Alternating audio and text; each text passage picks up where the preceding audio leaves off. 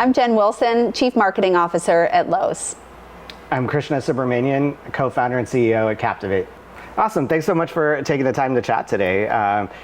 Excited to learn more about just marketing and how you think about marketing and the moment that marketing is having today. I know I read earlier there's a quote you had, marketing is having its time out in the sun, or something of that sort. Would love to just hear how you think about that and what that means to you.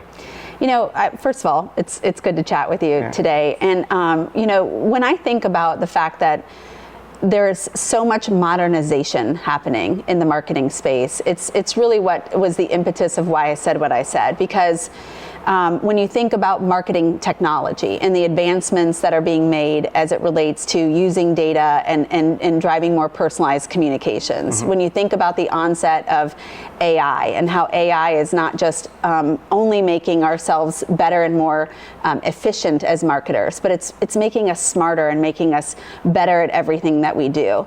You start to realize that what once was this sort of brand conversation, right, or the age-old is it brand versus performance, has now morphed into just such an interesting space, and marketing is so complex and so fresh that I feel like, you know, when you think about what career path do I want to go down, you're wearing so many hats. You're a creative in one moment, then you're analytical and diving deep into data in the next moment, and you know, and maybe right after that you're looking at sales data and trying to figure out what your next move is to drive more traffic. And so there's just really never a dull day, right, in marketing. And I think before you could kind of go down one discipline or another. I'm a creative, or right, I'm the brand person. But now it's just so interconnected and so modernized.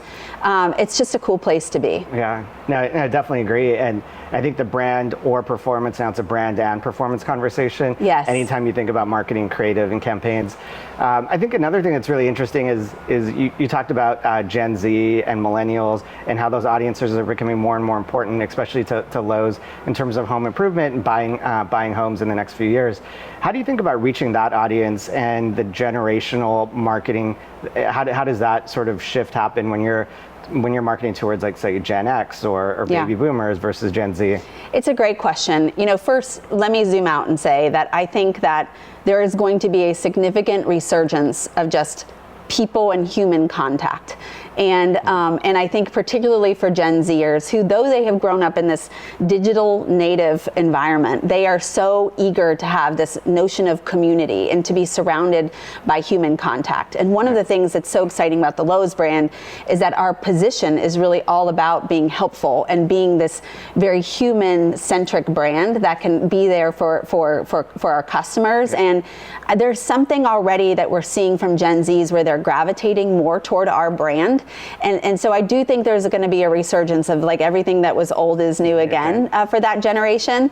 You know, millennials are really interesting because when you think about what their preferences are and you think about how they shop today, it's almost all social led. All of their search is happening across TikTok and Instagram.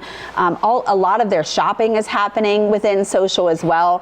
And so the sort of birth of our creator network at Lowe's is one great example of how we're connecting to millennials.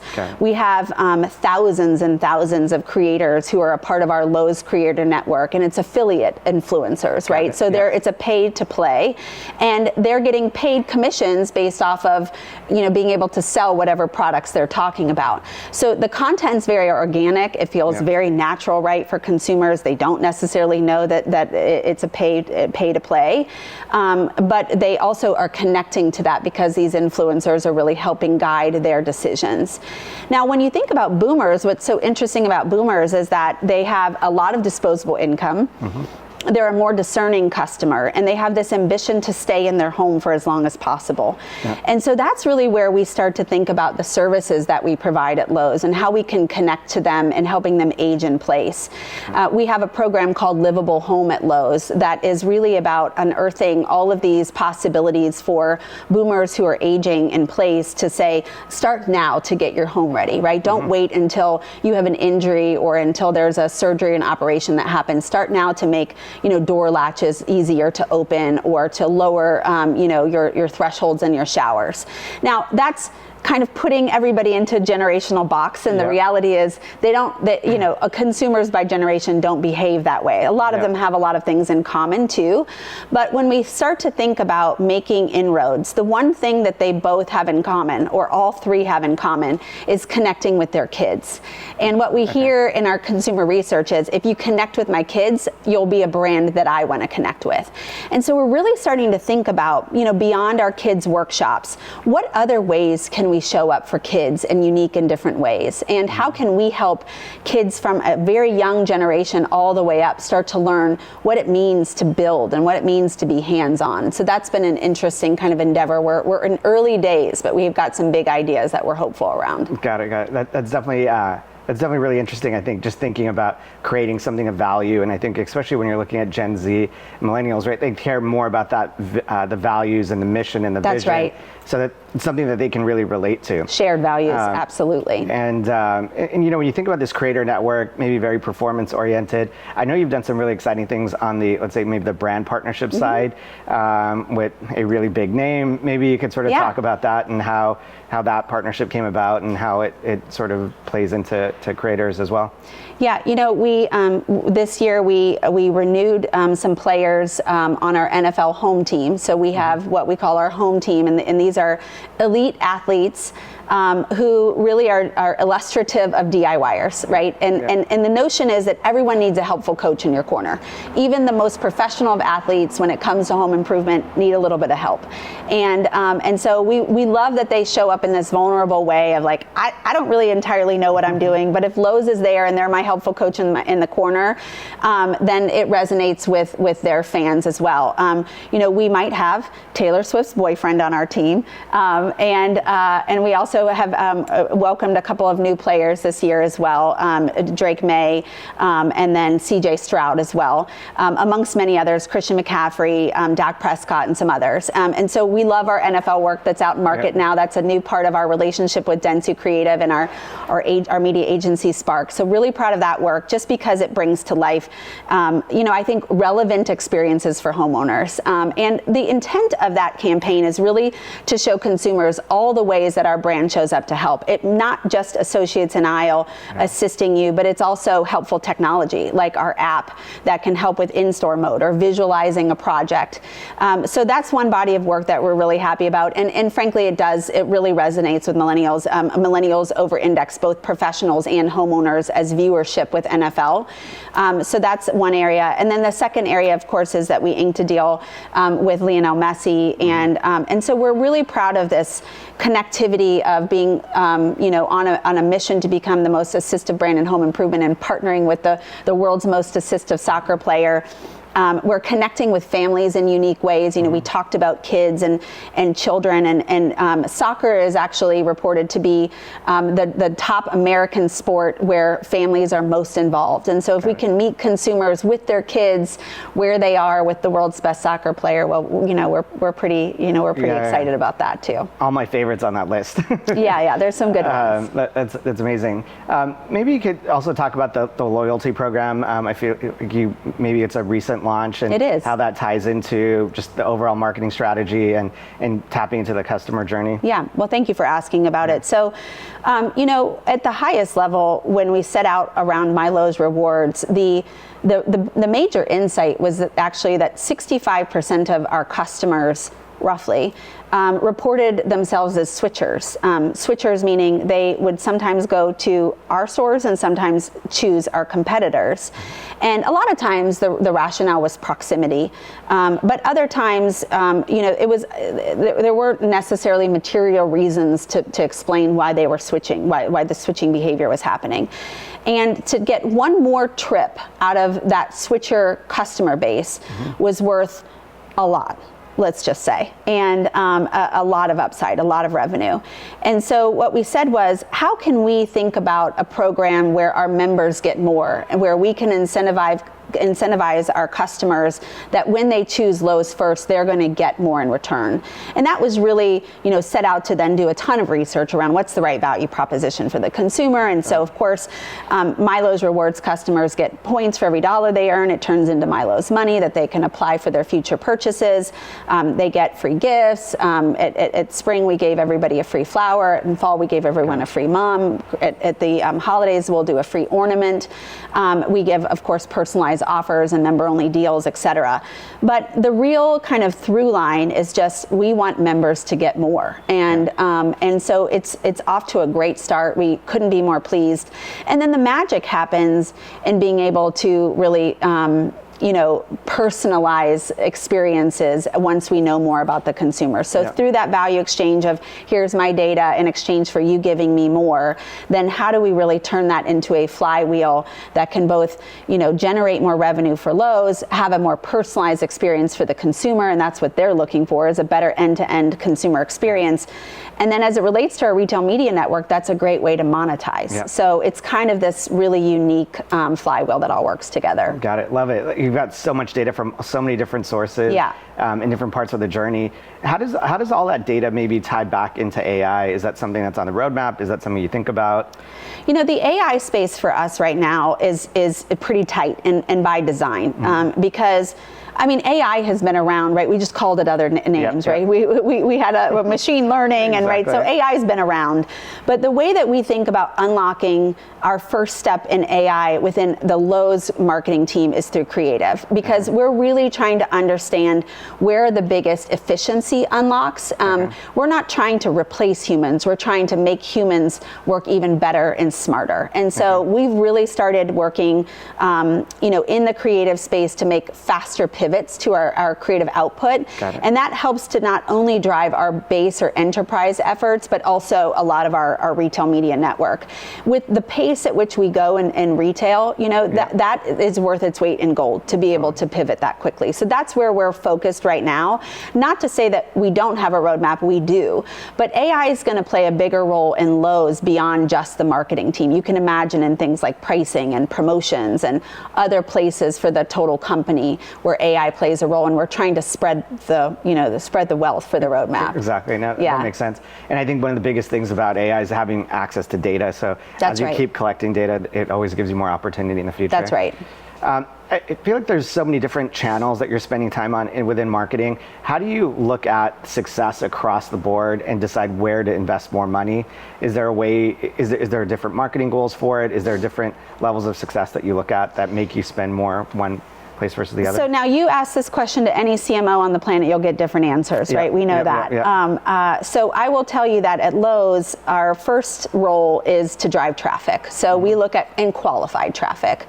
So my very, at the top of the hit list is I've got to be able to drive incremental traffic in store and online. And we measure that with different, third-party providers who help us give us that intelligence. And we map out our traffic plan by fiscal week, and then hold ourselves accountable to that traffic plan every single week. So that's kind of benchmark number one.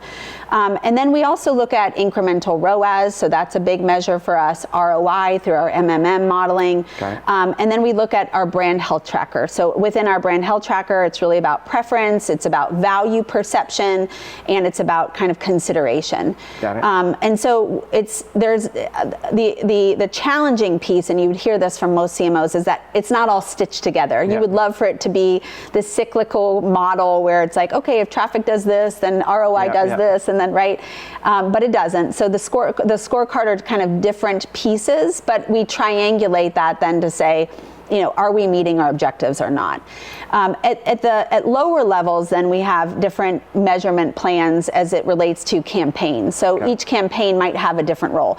This campaign is designed to drive enrollments. This campaign is designed to drive brand love. Well, how do you define brand love, and what are the metrics underneath that? So I would say we stay focused on our bigger high-level scorecard, right? And then we spend less time at the campaign level, but we do look at it. Got it. Great. No, that makes sense.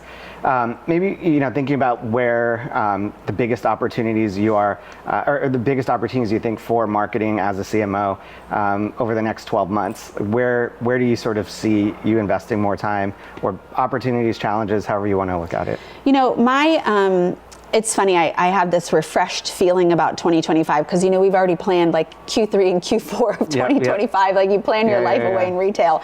But having been both a merchant and a marketer, and there's a lot of discussion, especially amongst CMOs, about, well, if you don't own a P&L, like how can you really take the steering wheel? How can you be in the driver's seat? And so my philosophy is you do own a P&L. Mm-hmm. Most CMOs do own a P&L.